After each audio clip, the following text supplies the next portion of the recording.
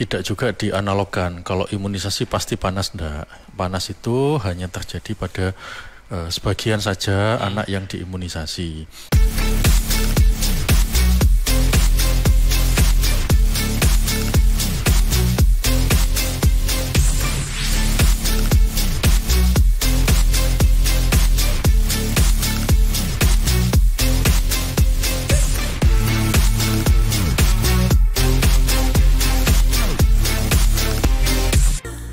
Teman-teman, saat ini saya sudah bersama dengan Dr. Hasan Ismail, spesialis anak dari RSUD Kabupaten Kediri atau RSKK.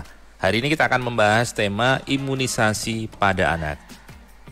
Dr. Hasan, selamat siang. Selamat siang Mas Adnan. Apa kabar? Alhamdulillah. Ya, siangnya cukup panas ya. Ini di luaran sana. Ya. Senang banget ini bisa langsung ketemu sama Mas Adnan. Biasanya cuma denger di radio doang. Nah juga saya bersama teman-teman yang lain juga senang akan dapat ilmu baru soalnya dari Dr. Hasan. Karena tentang anak ini kan menjadi buah hati yang sangat berharga bagi orang tua. Kalau sakit juga bingung, kemudian juga kalau ada problem begitu ya terkait dengan tumbuh kembangnya juga akan menjadi beban atau pikiran orang tua. Termasuk juga diantaranya bagaimana sistem kekebalan tubuh kabarnya juga ditunjang dari imunisasi, dok. Nah, keberadaan imunisasi sebenarnya seberapa penting dan bagaimana untuk sebenarnya imunisasi pada anak itu fungsinya untuk apa saja sih? Bisa dijelaskan di awal. Tadi Mas Adnan kan bilang anak-anak kalau sakit ya orang tuanya bingung, kerja juga tidak bisa konsen kalau anaknya sakit. Jadi paradigmanya akan diubah, jangan nunggu anak sakit. Nah, bagaimana kita mencegah anak itu biar tidak sakit. Jadi imunisasi itu sudah terbukti secara ilmiah dia bisa mencegah penularan penyakit. Memang pencegahannya tidak 100%, tetapi penelitiannya sekitar 80-95%. Pemberian imunisasi ini bisa mencegah untuk timbulnya penyakit. Kalaupun anak ini sudah diimunisasi ternyata masih sakit, kecenderungan sakitnya akan lebih ringan daripada mereka yang tidak diimunisasi. Bedanya imunisasi dengan vaksinasi sebenarnya apa ya, dok? Jadi imunisasi itu kan proses pemberian kekebalan tubuh kepada seseorang. Vaksinasi ini adalah vaksin. Jadi teknisnya ya kita memberikan vaksin. Karena imunisasi itu ada imunisasi aktif, ada imunisasi pasif. Nah, imunisasi yang kita kasih memberikan vaksin ini adalah imunisasi aktif. Jadi kita memberikan imunitas atau kekebalan tubuh secara aktif terhadap seseorang. Kalau tadi dokter singgung jangan nunggu sakit, artinya pemberian imunisasi sebenarnya upaya kita untuk mencegah terjadinya sakit itu ya, Dok? Iya, benar sekali.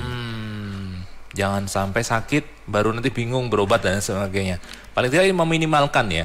Harapannya seperti itu. Jangan sampai tertular penyakit yang bisa dicegah dengan imunisasi. Pemberian imunisasi ini efektif biar tidak tertular penyakit. Kalaupun tertular penyakit, gejalanya, kondisinya akan lebih ringan dibandingkan mereka yang tidak dilakukan imunisasi. Imunisasi jenis apa saja yang dibutuhkan anak, dok? Ada imunisasi dasar pada anak. Begitu anak ini lahir, begitu bayi ini lahir, diberikan hepatitis B atau kita sebut sebagai HB0. Kemudian begitu dia pulang atau beberapa hari setelahnya, kita tetesi dengan polio atau polio 0 OPV istilahnya. Berikutnya akan dilanjutkan dengan BCG. BCG ini untuk mencegah TBC atau tuberkulosis. Dilanjutkan nanti pada usia 2, 3, dan 4 bulan akan diberikan imunisasi kombinasi berupa DPT, difteri, pertusis, tetanus, polio lagi, dan hepatitis B serta HIV. Nah, yang terbaru dari Kementerian Kesehatan ini, beberapa daerah, beberapa provinsi, termasuk Jawa Timur di Kabupaten dan Kota Kediri dan sekitarnya, juga terpilih jadi program baru program percontohan ada imunisasi tambahan, imunisasi PCV. PCV ini untuk mencegah terjadinya infeksi atau radang pada paru-paru. Lah ini kan angkanya cukup lumayan, yang anak-anak yang terkena radang atau infeksi paru-paru itu juga termasuk kondisi yang gawat atau berat penyakitnya. Dan nanti di usia 9 bulan akan dilakukan imunisasi campak rubella. Nah, dilanjutkan nanti pada usia 1,5 tahun atau 18 bulan diberikan imunisasi ulangan, imunisasi DPT dan kombinasinya, dan imunisasi campak ulangan sekali lagi. Berikutnya setelah itu imunisasinya ikut dalam program imunisasi anak sekolah waktu anak itu menginjak usia sekolah. Jadi untuk waktu pemberiannya sudah terjadwal ya? Sudah ada jadwalnya. Jadi kalau ayah bunda lihat di buku KIA yang warna pink itu disebutkan di situ ada jadwal imunisasi. Ada usia 2 bulan, mulai barusan lahir, 2 bulan, 3 bulan dan seterusnya sudah terjadwal di situ. Kalau misalnya orang tua tiba-tiba lupa, lalai dan seterusnya terlewat ini, apakah bisa digantikan di waktu lain, Dok? Jadi memang kendalanya seringkali kadang orang tuanya lupa, oh iya kelewatan karena kesibukan atau hal lain, atau mungkin anaknya waktunya divaksinasi atau diimunisasi anaknya sakit, nah terpaksa ditunda. Dalam kondisi seperti itu kita akan menjadwalkan ulang, bahkan ada yang sampai telat beberapa waktu, ya tetap tidak boleh khawatir, tetap kita akan melakukan penjadwalan ulang atau catch up imunisasi, tetap bisa diberikan. Gitu ya. Anak yang ada perbedaan, Dok, yang tidak mendapat imunisasi dan yang sudah lengkap imunisasi gitu. Sebenarnya perlindungan imunisasi, mereka yang dilakukan imunisasi secara lengkap otomatis akan terlindungi dari penularan penyakit. Dan beberapa kondisi anak yang sakit TBC misalkan, ternyata anak-anak yang sakit TBC yang berat itu yang kondisinya sampai menyerang otak dan kondisi-kondisi yang cukup gawat itu kebanyakan mereka yang memang tidak mendapatkan imunisasi itu. Jadi imunisasi itu perlindungannya jadi tidak pasti diimunisasi pasti tidak terkena penyakit, tidak seperti itu. Imunisasi perlindungannya 80-95%, artinya mencegah terjadinya penyakit pada sebagian anak, dan sebagian lagi dia mungkin masih bisa tertular penyakit, tetapi gejalanya, kondisinya akan lebih ringan dibanding mereka yang tidak diimunisasi. Oke. Teman-teman, silakan kalau Anda punya problem atau bertanya seputar imunisasi pada anak, Anda bisa bergabung. Mumpung ada Dr. Hasan Ismail, spesialis anak dari RSKK yang akan menjawab pertanyaan Anda. Telepon atau WhatsApp 0811 345 4000. 0811 345 4000. Dok, ada sebagian masyarakat fakta di lapangan begitu kan, seringkali kita mendengar nggak usah imunisasi begini gitu. Ada semacam informasi yang berbeda-beda yang diterima masyarakat sendiri. Sampai beberapa waktu lalu juga ada kejadian di salah satu daerah yang kabarnya balita meninggal dunia diduga setelah imunisasi. Sebenarnya ini bagaimana, Dok? Biar tidak ada simpang siur gitu persepsi masyarakat. Iya, jadi memang imunisasi ini ketika ada berita itu kan juga belum tentu benar. Ketika ada balita yang meninggal karena imunisasi itu kan belum tentu karena imunisasinya juga. Harus dipelajari, harus dilihat per kasus itu kenapa. Imunisasi kembali hoaxnya itu besar, bukan cuma di Indonesia, bahkan di Inggris sekitar tahun 1998 itu ada orang terpelajar di sana itu yang menuliskan bahwa imunisasi salah satu imunisasi itu menimbulkan terjadinya autis. Wah, di sana ditulis seperti itu. Nah, setelah itu orang itu takut imunisasi. Akhirnya ditelitilah sama ahli-ahli yang lain, kalau tidak salah sampai 26 penelitian untuk membantah penelitian itu, dan ternyata penelitian itu tidak benar, ternyata itu salah.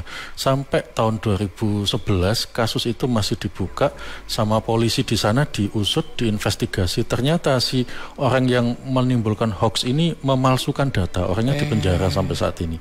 Nah, yang sudah beredar, hoax yang sudah beredar ini agak sulit untuk ditarik karena sudah kalau bahasa kita apa ya, viral ya di netizen, sudah viral lah kayak gitu. Cuman tetap kita akan memberikan informasi apa adanya secara benar. Jadi kalau ada masalah-masalah imunisasi yang lo kok menakutkan, kok begini-begini, tanyakanlah ke ahlinya biar disampaikan berdasarkan data yang ada, yang benar seperti apa. Jadi kita dapat informasi utuh, tidak sepotong-potong atau bahkan tidak berbasis data yang benar ya. Nah, ini yang penting kita ketahui. Teman-teman silakan kalau Anda ingin bergabung, silakan tanya-tanya kepada Dr. Hasan Ismail, spesialis anak dari RSKK. Mumpung ada kesempatan baik membahas tentang imunisasi pada anak. Bu Elisa di Rembang Adiluih Kediri, apakah ada dampak jika imunisasi anak tidak dilakukan secara berurutan sesuai dengan jadwal? Bu Rosa di Gampeng Rejo Kediri, anaknya masih usia SD, kadang-kadang di sekolah itu ada jadwal imunisasi dari puskesmas setempat. Karena kadang orang tua lupa imunisasi apa saja yang sudah dilakukan ke anaknya, jadi ya diikuti saja. Apakah hal tersebut aman? Dokter Hasan, saya mau nanya ini, kebetulan saya punya anak sekarang ini sudah umur 2,5 tahun. Waktu itu memang rutin sekali untuk imunisasi langsung ke dokter anak di Surabaya. Nah, itu imunisasi sampai umur 9 bulan. Nah, lepas dari 9 bulan sampai umur 2,5 tahun ini nih, kita sudah nggak pernah imunisasi lagi. Nah, baiknya ini imunisasi yang sudah tertinggal ini, apakah harus dikejar ulang atau dibiarkan begitu aja ya Pak, atau gimana? Silakan langsung ditanggapi Dok. Yang terakhir dulu tadi ya, saya tertarik ini, dari Kertosono imunisasinya jauh-jauh ke Surabaya. Mungkin karena ada aktivitas di Surabaya. Mungkin ada aktivitas atau mungkin ada saudara di sana ya. Jadi memang pemerintah ini untuk imunisasi sudah tersedia di semua pelosok tanah air, mulai sampai ke tingkat puskesmas, posyandu, diharapkan lebih terjangkau oleh masyarakat. Jadi kalau pertanyaannya imunisasinya sampai usia 9 bulan lengkap, infonya seperti itu masuk dalam imunisasi dasarnya. Biasanya nanti kita lihat dulu apa yang sudah, apa yang belum. Lah yang sudah ini tetap sudah dilakukan imunisasi, tetap dalam perhitungan kita. Lah yang belum nanti akan kita jadwalkan ulang. Harusnya setelah usia 9 bulan ada di usia 1 tahun dan 18 bulan kalau imunisasi yang baru saat ini. Lah nanti kita lihat dulu mana yang belum, itu yang nanti akan kita kejar atau catch up namanya. Rasanya seperti itu. Jadi monggo ke fasilitas kesehatan terdekat, entah itu di dokter anak atau di puskesmas, dengan membawa buku catatan imunisasinya atau buku KIA. Di situ nanti ditunjukkan dan nanti akan dilakukan penjadwalan ulang atas imunisasi yang belum sempat dikerjakan. Untuk yang sebelumnya, yang pertanyaan pertama tadi, kalau imunisasinya tidak teratur, tidak berurutan atau bagaimana lah. Yang jelas imunisasi itu diberikan dengan waktu, dengan jadwal yang diharapkan. Dengan jadwal itu maka akan membentuk kekebalan yang baik. Artinya kalau bisa imunisasi ya lengkap sesuai dengan jadwalnya.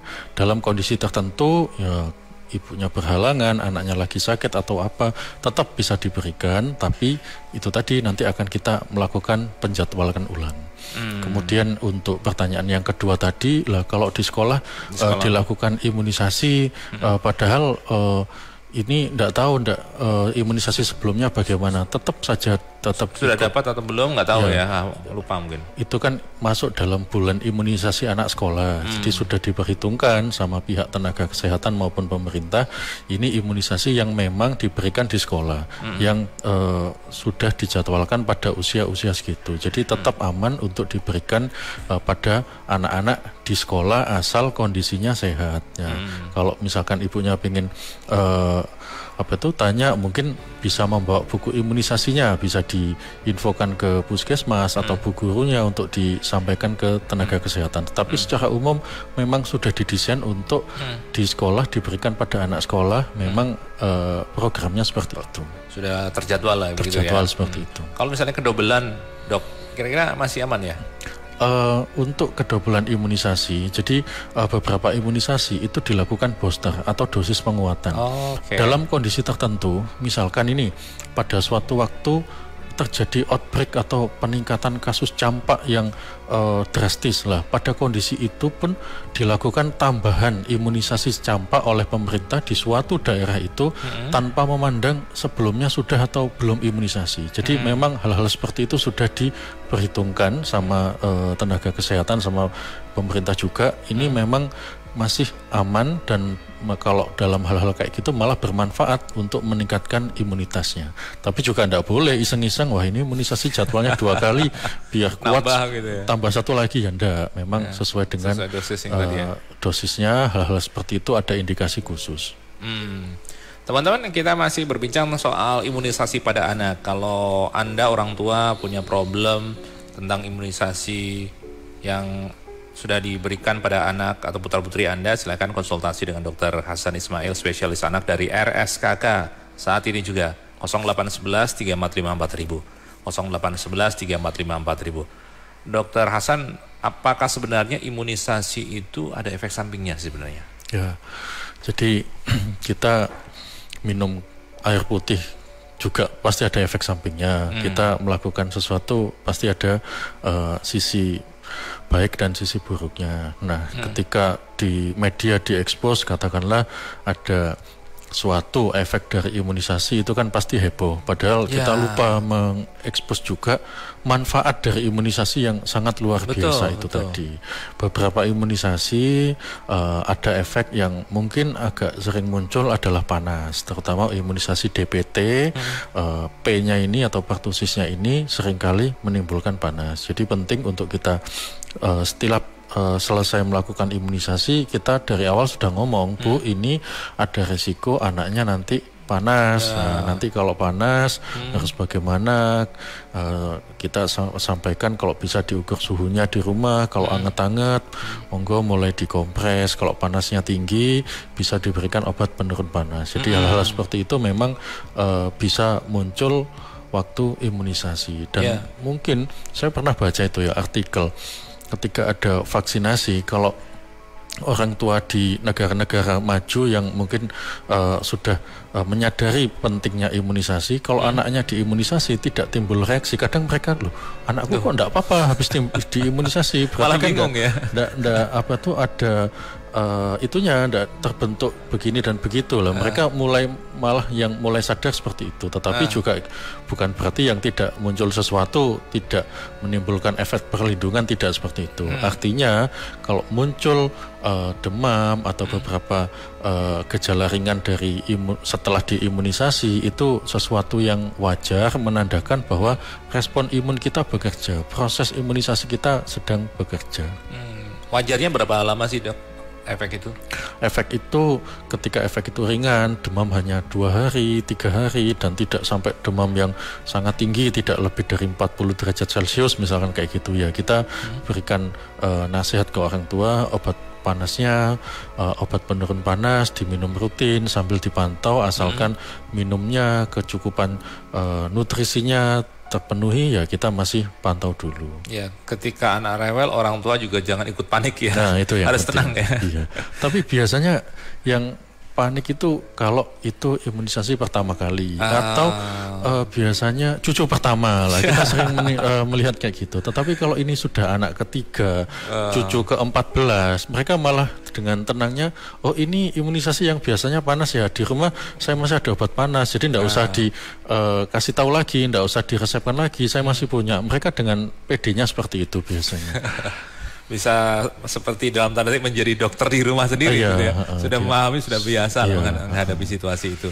Baik, teman-teman, masih ada kesempatan untuk Anda tanya, telepon atau WhatsApp Gatekeeper 0811 345 4000, 0811 345 4000. Masih di Public Interaktif Radio Anda juga bersama RSUD Kabupaten Kediri atau RSKK. Masih bersama narasumber Dr. Hasan Ismail, spesialis anak, membahas tentang imunisasi pada anak. Mbak Roshi di Kadat Kediri menanyakan, efek demam setelah imunisasi itu aman atau tidak ya? Terus untuk obatnya apakah ada obat khusus dari dokter? Mohon infonya. Dok, monggo ditanggapi. Ya, terima kasih. Jadi tidak juga dianalogkan kalau imunisasi pasti panas, enggak. Panas itu hanya terjadi pada sebagian saja anak yang diimunisasi. Kalau pada imunisasi DPT sekitar 40 sampai dengan 46% mereka yang diimunisasi DPT itu bisa menimbulkan panas. Kalau pada imunisasi campak angkanya rendah lagi di bawah 10%. Artinya tidak semua anak yang diimunisasi itu pasti terjadi panas. Hanya pada anak tertentu. Nah, panasnya ini bervariasi. Ada yang cuman anget-anget aja, ada yang sampai dengan panas.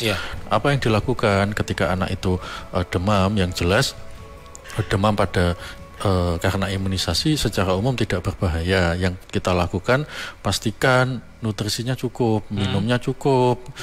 Kecuali anaknya dengan demam itu tidak mau minum sama sekali lah. Yang bahaya bukan demamnya, tetapi dia tidak mau minumnya ini bisa menimbulkan dehidrasi. Nah, kalau memang demamnya dirasa cukup mengganggu, suhunya lebih dari 38 derajat Celcius misalkan, anaknya agak rewel, boleh diberikan pemberian obat penurun panas. Sampai tadi ya, berapa hari tadi ya, 2-3 hari tadi ya? Rata-rata untuk panas pada setelah imunisasi ada yang cuma 1 hari, 2 hari, secara umum tidak lebih dari 3 hari. Oke. Biasanya dokter ngasih obat khusus nggak, Dok? Ketika imunisasi gitu ada, ini nanti kalau panas dikasih ini, biasanya ada bawaan gitu? Biasanya sekarang kan ayah bunda itu sudah selangkah lebih maju. Kebanyakan mereka itu sudah sedia obat penurun panas. Meskipun sebelum imunisasi mereka di rumah itu punya persediaan obat penurun panas. Biasanya kita akan mengedukasi pakai obat penurun panas apa, sudah benar atau tidak, dan dosisnya seberapa. Rata-rata kebanyakan ayah bunda yang anaknya diimunisasi itu sudah aware dengan itu, sudah punya obat penurun panas, atau dia sudah berpikiran bahwa akan menyediakan obat penurun panas. Kalau boleh sedikit agak melebar, obat penurun panas yang di pasaran kan banyak ya, cair, yang tablet ini masih aman juga ya untuk aman. Kemarin kan sempat rame obat sirup gitu, Dok. Gimana, ini Dok, sudah update-nya? Jadi kita kan mengikuti dari hasil uji dari Badan POM, obat yang sudah disetujui, yang sudah beredar saat ini itu sudah dinyatakan aman. Dan saya mengikuti dengan teman-teman dari Dinas Kesehatan Kabupaten Kediri ketika ada info beberapa obat yang disinyalir berbahaya, dari dinas sudah mengamankan. Jadi semua apotek, rumah sakit atau klinik di wilayah Kabupaten Kediri sudah diawasi agar yang diberikan kepada masyarakat ini yang memang benar-benar sudah terbukti aman, bukan yang masih ragu-ragu, belum ada disetujui dari Badan POM lah, enggak. Jadi yang benar-benar diberikan kepada masyarakat ini hanya yang sudah dinyatakan aman oleh Badan POM. Baik. Kalau Anda ada kesulitan, termasuk juga bagaimana konsultasi tumbuh kembang anak, ada problem apa begitu ya seputar perkembangan atau kesehatan anak, bisa konsultasi juga dengan Dr. Hasan Ismail, spesialis anak dari RSKK. Dok, kalau praktek di RSKK hari apa? Jam berapa, Dok? Jadi di RSKK kita ada poli anak mulainya jam 8 sampai dengan jam 12. Di sana ada saya dan juga ada Dokter Melisa untuk dokter anaknya. Untuk saya di hari Selasa dan hari Kamis. Selasa dan Kamis ya? Jam 8 sampai jam berapa tadi? 12 siang. Oke. Teman-teman yang ingin konsultasi langsung nanti bisa memanfaatkan kesempatan tersebut. Kita masih bahas tentang imunisasi pada anak ya. Tadi sudah dibahas cukup banyak, termasuk pertanyaan dari teman-teman yang menyampaikan tentang problem atau ini pengalaman sebagai orang tua ketika imunisasi pada anak. Yang perlu diperhatikan saat imunisasi atau pemberian imunisasi pada anak itu apa sebenarnya, Dok? Yang pertama kita harus melihat dulu bahwa anak ini harus sehat, dalam arti anaknya yang diimunisasi ini harus siap. Biasanya nanti dari petugas kesehatan yang merencana akan memberikan imunisasi ini kan pasti akan diperiksa dulu. Kalau anaknya sehat bisa diberikan imunisasi, tetapi kalau anaknya memang lagi kurang sehat biasanya imunisasinya akan kita tunda. Nah setelah imunisasi ini juga yang harus diperhatikan agar si anak ini tidak langsung buru-buru pulang, paling enggak nunggu dulu di tempat tadi, entah itu di puskesmas, posyandu atau di rumah sakit, nunggu dulu 15 sampai 30 menit tidak timbul efek-efek yang seperti itu, nah baru bisa pulang. Nah di rumah juga perlu di garis bawahi bahwa imunisasi, beberapa imunisasi kadang muncul demam seperti itu. Ayah bunda juga tidak perlu khawatir karena itu adalah suatu respon imun yang biasa karena memang kita membentuk kekebalan tubuh. Nah dalam proses itu muncul beberapa gejala, salah satunya panas.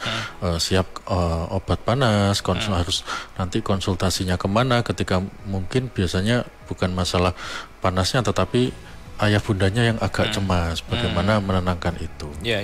Kalau seseorang atau anak itu punya alergi, apakah bisa diimunisasi, Dok? Ada, jadi itu tadi yang saya infokan, setelah imunisasi tinggallah dulu di situ 15 menit, 30 menit. Beberapa ada alergi terhadap komponen vaksin. Untuk tetap kewaspadaan, untuk keamanan ada baiknya kita mencegah efek alergi yang muncul dalam jangka waktu yang dekat. Jadi setelah imunisasi kita sampaikan, Bu tunggu dulu di sini, jangan langsung pulang seperti itu. Diobservasi dulu kira-kira nanti apakah ada semacam efek samping yang terasa begitu ya. Iya. Oke. Bu Linda di Blitar, anaknya berusia 15 bulan, belum vaksin hepatitis A. Ingin mengetahui manfaat dari vaksin hepatitis A, lalu yang harus dilakukan sebelum dan sesudah melakukan vaksinasi, serta interval pengulangannya. Mbak Dinawati di Pare Kediri, misalnya anak-anak sudah imunisasi dasar lengkap, misalnya tidak ikut imunisasi lain yang dianjurkan pemerintah, apakah aman untuk kesehatan anak ke depannya? Vaksinasi pada anak ini penting teman-teman diberikan supaya menciptakan kekebalan tubuh, mengantisipasi kalau ada risiko-risiko yang besar lebih besar. Paling tidak ini bisa meminimalkan seperti yang disampaikan oleh Dr. Hasan Ismail, spesialis anak tadi. Dok, tadi ada beberapa pertanyaan yang masuk, monggo ditanggapi lagi dari Bu Linda di Blitar dan Mbak Rinawati di Pare Kediri. Ya, terima kasih untuk Bu Linda di Blitar. Untuk vaksinasi hepatitis A memang saat ini masih belum masuk dalam vaksin yang diwajibkan oleh pemerintah, tapi itu masuk dalam vaksin yang disarankan. Jadi kita berikan pada anak usia di atas 12 bulan atau di atas 1 tahun, pemberiannya 2 kali dengan jarak atau interval dari imunisasi yang pertama ke yang 2 sekitar 6 bulan. Opsional gitu ya? Tidak wajib boleh, karena ini bukan vaksin yang diwajibkan oleh pemerintah, artinya mungkin vaksinnya adalah vaksin yang disarankan. Kemudian Mbak Rina tadi, anak-anak sudah imunisasi lengkap, imunisasi dasar lengkap maksudnya, misal tidak ikut imunisasi lain yang dianjurkan pemerintah, apakah aman untuk kesehatan anak ke depan? Nah, justru pemerintah ini menganjurkan untuk imunisasi secara rutin dan lengkap ini.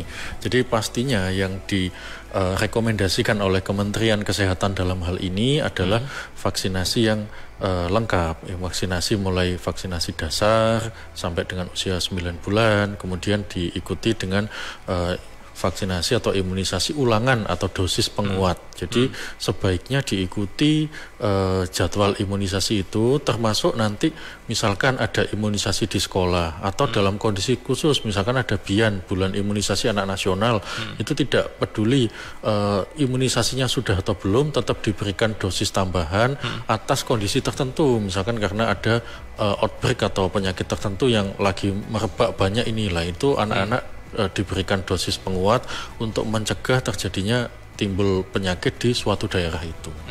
Jadi tetap diikuti saja programnya dari pemerintah. Kekebalan tubuh itu tidak bisa hanya muncul dari diri sendiri ya, Dok. Harus ada semacam vaksin yang dimasukkan ke dalam tubuh manusia begitu ya. Jadi memang kan ada imunisasi itu, ada imunisasi alami, ada imunisasi buatan. Kalau imunisasi alami, mungkin kita habis sakit penyakit A misalkan, maka di dalam tubuh kita akan ada kekebalan atau daya tahan tubuh terhadap penyakit A secara otomatis atau secara alami. Cuman ini juga tidak bisa bertahan lama, beda dengan vaksinasi buatan atau kita lakukan imunisasi, itu bisa kita atur agar daya tahan tubuhnya bertahan dalam jangka yang panjang. Oke. Di luaran sana, terutama di media sosial, zamannya sekarang ini kan orang bermedsos gitu ya, Dok ya. Banyak sekali informasi-informasi yang beragam, termasuk hoax-hoax seputar imunisasi. Ada pihak-pihak yang anti imunisasi dan seterusnya. Bagaimana sebenarnya harus kita sikapi, termasuk mungkin hal-hal yang poin-poin atau pesan-pesan materi yang ternyata selama ini mungkin kita yakini tetapi ternyata hoax. Itu apa, Dok? Jadi yang pertama tetap kita lihat dulu kalau kita mendapatkan informasi apakah informasi ini valid atau tidak, benar atau tidak. Kita lihat siapa yang menerbitkan informasi ini, atas dasar apa, apakah sudah memang benar diteliti secara ilmiah atau hanya sekedar asumsi. Itu juga harus dipertimbangkan. Dan yang kedua yang kita lihat adalah bahwa semua negara, tidak ada satupun negara di dunia ini yang tidak membolehkan imunisasi atau ragu-ragu terhadap imunisasi, itu tidak ada. Jadi semua negara sudah menyatakan bahwa imunisasi ini aman dan bermanfaat untuk warga negaranya. Jadi semua negara saja sudah menyatakan ini aman dan bermanfaat untuk warga negaranya. Dan yang ketiga, dari Majelis Ulama Indonesia juga sudah menyatakan bahwa imunisasi ini boleh dipergunakan. Jadi kita menyikapinya secara bijak bahwa manfaatnya akan jauh lebih bermanfaat untuk masyarakat. Kalaupun ada kejadian ikutan setelah imunisasi pas atau KIPI, itu kan yang seperti kita bahas tadi, ada demam atau apa, tetap manfaatnya jauh lebih besar daripada itu, yang itu sering tidak terekspos. Coba kalau kita hanya mengekspos sisi-sisi, anaknya demam, anaknya ini, tapi tidak diekspos yang manfaat yang luar biasa itu tadi. Mungkin juga ada semacam penyakit penyertanya juga ya, yang itu ternyata sudah dimiliki oleh si anak atau si pasien tersebut. Ya, dan angkanya kan kecil sekali, jarang sekali muncul. Tetap manfaatnya jauh lebih besar dibandingkan yang selama ini mungkin diekspos yang dikira karena dihubungkan dengan imunisasi. Ya, Dokter Hasan, kita akan saat lagi balik untuk membahas bagaimana sebenarnya pentingnya imunisasi terhadap anak ini. Teman-teman, masih ada sedikit waktu lagi untuk Anda bergabung, tanya-tanya, konsultasi seputar imunisasi pada anak bersama Dr. Hasan Ismail, spesialis anak dari RSKK, RSUD Kabupaten Kediri. Bergabung Bu Rahma di Jepun, Tulungagung. Bu Rahma. Iya, halo. Ya, silakan Bu, langsung ke poin pertanyaannya. Iya, saya Rahma dari Jepun, Tulungagung. Jadi saya ini punya anak usia 1 tahun.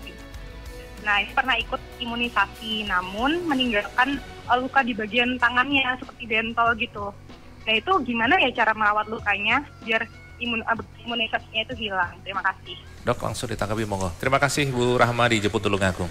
Ya, terima kasih Bu Rahma. Ini tadi tidak disebutkan jenis imunisasinya. Kalau imunisasi itu adalah imunisasi BCG yang ada di lengan kanan, adanya bentol atau bekas di bekas suntikannya itu adalah wajar. Justru kalau imunisasi BCG muncul bekas atau istilah kita scar di lengan kanan, kita bersyukur. Jadi BCG-nya ini jadi istilah kita. Jadi karena memang proses penyuntikannya dan kekebalan tubuhnya akan menimbulkan bekas di situ. Makanya BCG itu disuntikan di lengan kanan, bukan di pipinya, kelihatan nanti bekasnya. Kalau di Jepang sana mereka nyuntiknya di perutnya. Jadi memang masing-masing negara punya aturan sendiri-sendiri. Jadi kalau memang itu benar BCG, itu adalah sesuatu yang normal dan memang akan terjadi seperti itu. Makanya kita dari awal mengedukasi, Bu, ini bakal seperti ini, seperti ini. Tapi kalau itu bukan BCG, mungkin beberapa imunisasi yang lain yang harusnya tidak menimbulkan luka atau bekas ternyata menimbulkan luka, benjol atau apa. Yang jelas selama kondisinya baik, anaknya tidak panas tinggi, tidak terjadi luka yang sampai bernanah atau sesuatu yang sekiranya mengkhawatirkan, itu masih dirasa masih aman, cukup dikompres-kompres saja, konsultasikan ke petugas kesehatan terdekat. Itu yang kita sarankan. Kalau selama bentol atau tanda bekasnya ini nggak ada dampak-dampak atau efek lanjutan, nggak ada masalah ya, Dok? Tidak ada masalah, mungkin menunggu waktu dia akan membaik. Saya ingat dulu waktu SD. Nah, itu ya. Ya, saya kalau dulu istilahnya dicacar gitu ya istilahnya. Kalau sekarang istilahnya kan vaksin ya, vaksinasi ya, atau imunisasi. Dok, sebelum kita berpisah, ada beberapa poin yang perlu digarisbawahi terkait dengan imunisasi pada anak ini, Dok. Ya, jadi kembali lagi bahwa imunisasi ini sudah terbukti aman dan bermanfaat. di semua negara melaksanakan imunisasi. Jadi kita mengajak kembali ayah bunda, ayo dilihat buku KIA atau buku PINK itu buku-buku imunisasi, catatan imunisasinya, monggo dilihat lagi apakah anaknya sudah dilakukan vaksinasi secara lengkap atau belum, apa yang sudah, apa yang belum.